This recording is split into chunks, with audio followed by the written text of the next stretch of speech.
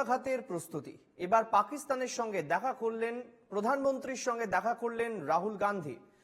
প্রধানমন্ত্রীর সচিবালয়ে গেলেন লোকসভার বিরোধী দলনেতা। এর আগে প্রধানমন্ত্রীর সঙ্গে জাতীয় নিরাপত্তা উপদেষ্টার। চরম প্রত্যাঘাতের প্রস্তুতি, প্রধানমন্ত্রীর সঙ্গে দেখা করলেন রাহুল গান্ধী। পাকিস্তান নিয়ে চূড়ান্ত প্রস্তুতির দিকে এগোচ্ছে ভারত। চরম প্রত্যাঘাতের প্রস্তুতি নিচ্ছে ভারত এবং এই আবহে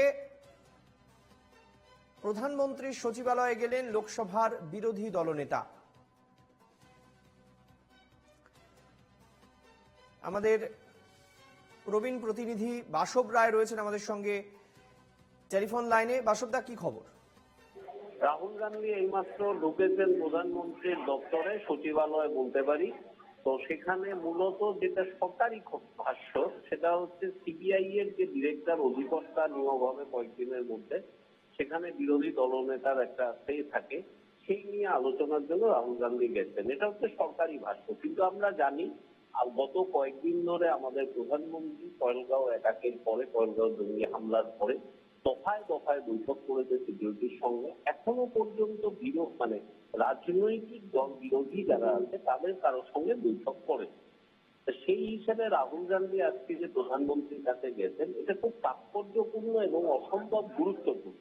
তার কারণ এর আগেই প্রধানমন্ত্রী রাহুল গান্ধীর সঙ্গে এই যে বৈঠক হবে, তার আগেই বৈঠকটাই হচ্ছে অজিত ডোভালের সঙ্গে। তার আগে বৈঠক হয়েছে প্রতিরক্ষা সচিবের সঙ্গে। তো স্বাভাবিকভাবেই এই সিবিআই ডিরেক্টরকে নিয়োগ করবে, করবে না, কবে করবে, তার মধ্যে রাহুল গান্ধী কি কে থাকবে, প্রধানমন্ত্রী কি বলবেন, এগুলো সব সরকারি গল্প।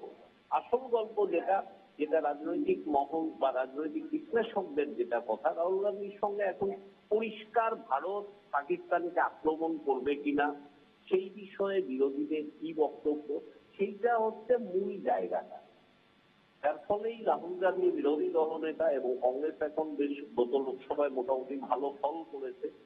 এরপরে বিরোধীদের বক্তব্য কি, যদি পাকিস্তানকে অ্যাটাক করা হয় সেইটা নিয়ে আলোচনা হতে পারে। ধন্যবাদ বাসবদা।